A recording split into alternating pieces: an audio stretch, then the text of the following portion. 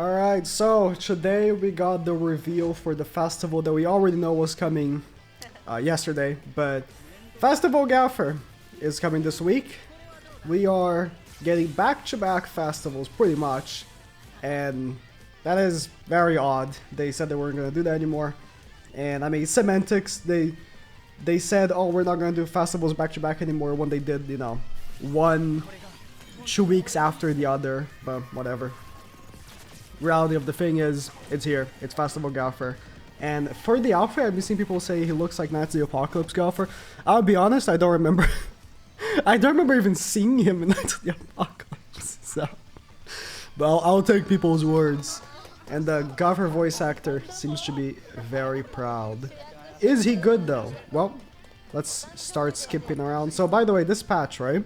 I'll be mainly on this video touching about GOWTHER, but just so you know, the Demonic Beast is coming out with this patch, coming out tomorrow for JP. And this Demonic Beast, so this is the team they brought. They brought Demi King Melly, Green Shock Merlin, LR Liz, and Jelly King. Just as a spoiler, because I'm not playing the whole, you know, phase 1 that they did here. They didn't even damage the boss pretty much, and gave up.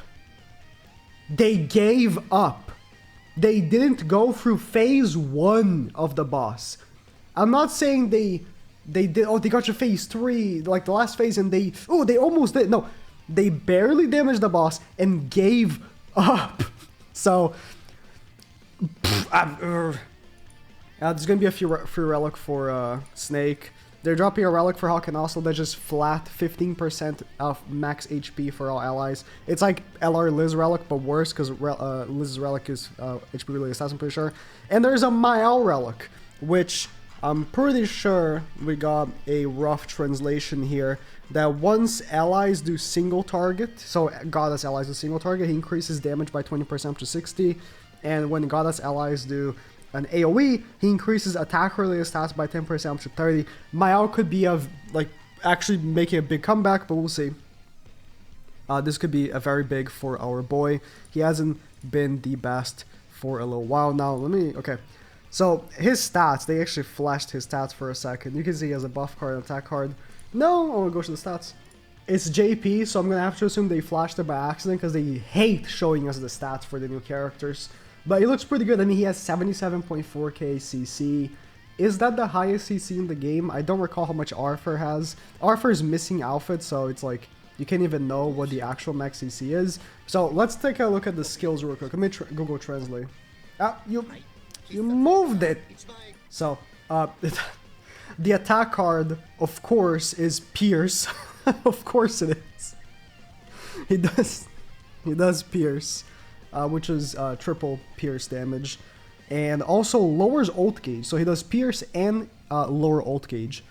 And the freaking blue card removes debuff effect from all allies. This is level 3. We don't see level 1 yet. We're gonna see in a second. Ranks up their skills and increases basic stats by 20% for 3 turns. Rank ups are good again. Zahard might be making. Not so hard. His ultimate. Oh, I can't wait to see his passive. Grants a Peace Guardian effect, which is basic stats plus 30%. When cancelled, your skill rank will increase, probably when it goes away. When it goes away, your skill rank will increase. But that takes 3 turns. That could be good for PvE, I guess. Inflicts crushing damage, which is 40% more damage per ult gauge the enemy has. Equal to 650 to all enemies. Negates skill effects of all skills, including special. So he disables for 2 turns. That is quite interesting. Let's skip around a little bit more. They're probably at his passive by now. They are not at his passive. I'll be right back. Okay, this is the passive. Oh, this is exact. Okay. For each ally with the characteristic of 7 deadly sins, I knew they were gonna make him a sin character. Making him sins, or obviously the sin character right now, making him based on sins makes more sense, I think, than making him based on unknown, because unknown's gonna get more characters, right? Participating in battle. That ally's basic stats will increase by 5%, so he's a basic stat buffer for the team, not just himself. And each time you use a buff skill, your rank will be increased by for 2 turns. Okay, this is probably bad translation. We're gonna see better ones in a second. Will be applied and for each debuff effect removed, so he cleanses on level 1, I'm guessing. The HP of your allies will increase by 2% up to 20. Also, if 3 allies of different races each use 1 or more skills during the ally's turn, their skill will rank up. Ooh. Okay. Interesting. So the thing is here, right? They also specify that characters with additional race have 2 races. I think GOWTHER could also count for this. Oh, rank enhancement. When an ally uses a skill, additional effects even by rank. Oh, okay. So, the rank strengthen thing is a buff that he applies to allies. So, when he uses a buff card, he applies his buff to allies. Penetration rate increases by 30%. So each time he does, it increases the thing, I'm guessing, based on the level of the buff that he uses. It's kind of confusing here. Critical resistance 10%. Nullify. Also, they nullify 10% critical resistance. And also increases pierce rate by 30%. At level 3, they bypass 10% crit resistance and 20% crit defense. It's not the craziest thing ever. It's not the craziest thing ever, but it's still pretty good. That rank up part is what's crazy. So, for what I can understand here, if 3 allies of different races, so when you're using Sins, it's 3 allies of different races. And this is gonna be, he's gonna slide in on Sins super easily. King was already waiting to be like removed, right? So it's gonna be GOWTHER, Ban, and Melee, 3 different races. So, if 3 of you... Wow. You just do 1 turn and then all your cards are ranked up. Or, at the very least, the skills of one of them will be ranked up. Maybe the third person to attack in the turn. Like, the way it's written leads me to believe it is the whole... It is the whole hand. Man. Sin's coming back. Sin's coming back. I mean, it makes sense, you know. Melee is still there, so it's not that hard for that to make it should be a reality, right? Alright, they're gonna showcase GOWTHER now. Oh, they have the... Dude. Let me zoom in real quick. They have, their screen's so small. Better. They have the April Fool arts already here. Demon King. The Demon King is just poorly lit. Okay. In any case, this is just making Arthur even worse than he already was. It's kind of sad. Alright, well, the fight plays out. I don't know about this, by the way. Like, DK, Demon King Melee, and GOWTHER is not one of the teams. Either you use Estarossa with Demon King Melee, or you use Assault Melee with Demon King, so whatever. We got more comprehensive translations from Kane here, because Google Translate is stinky. But, ooh. Those April Fool arts. So, his passive, right? Everything was correct, except, like, the rank reinforcement thing. So, when he uses the buff card, it's not based on the rank. Whoa! He does have a rank up turn of, you know, first rank. I was thinking he might not. I want to see all the ranks.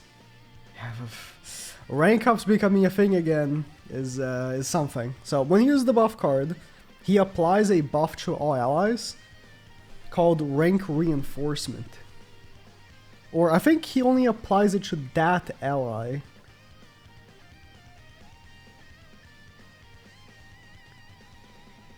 Wait. I think he only applies it to that ally. I don't see it on top of their heads. Regardless. When the unit uses the buff card, it applies rank reinforcement for 2 turns, and if an ally uses a skill card, depending on the card ranks, it's like Zahard, right? Oh, it applies to him. So just being on him works on all the allies. Okay. It's kind of like how Zahard only has the damage reduction buff on him, but it works on all the allies.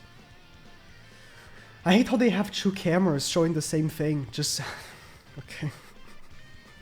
Like this conveys the same thing, you know? Like yeah, one we see the cards from one hand, but I don't. It doesn't matter. Yeah, the single target is Pierce and ult gauge removal, as we saw earlier.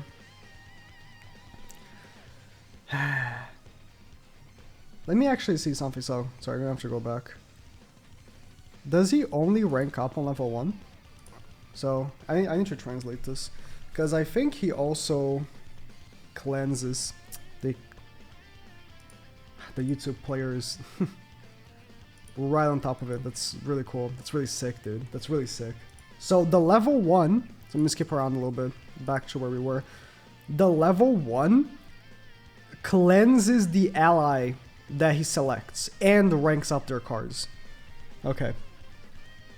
And so yeah, if the ally, whichever ally, is using a level 1, increases their Pierce by 30%. If it's level 2, ignores Core Resistance by 10, and increases Pierce by 30%. And then level 3 ignores Core Resistance by 10, and also ignores Core Defense by 20. That's the only thing. Yeah, I mean, GOWTHER looks pretty strong. I will have to say, he is a festival unit. It kind of pisses me off that Arthur releases, right? Arthur releases, and then they release back-to-back banners of characters that completely shit on him. It's like, okay, it's not the first time they've done this. They have, you know, released characters in the past. How is finally back? Oh yeah, almost forgot. Now they guaranteed SSR bit. So let me unzoom. Oh, they skipped around. The guaranteed SSR now also includes the UR character. So UR characters are the same thing as SSR characters, just with a different coat of paint. They just cost more UR penance, I guess. Hell, these two characters are worthless nowadays. I mean, Red Deanne, it's looking like she's not even going to be good for the new Demonic Beast, so we'll see. There's these paid tickets which have very, very slightly increased rates, so, you know, but no increase to the pity in any case, or in any way. They don't show anyone else from the banner, right? This is just it. Yeah, I believe so. It's gonna be like talk shit. Yeah, that's GOWTHER. He looks very strong, and don't worry, because next month in April we're also gonna get a collab, and then after that we're gonna get the anniversary. So it's really good that they're including a festival here out of nowhere.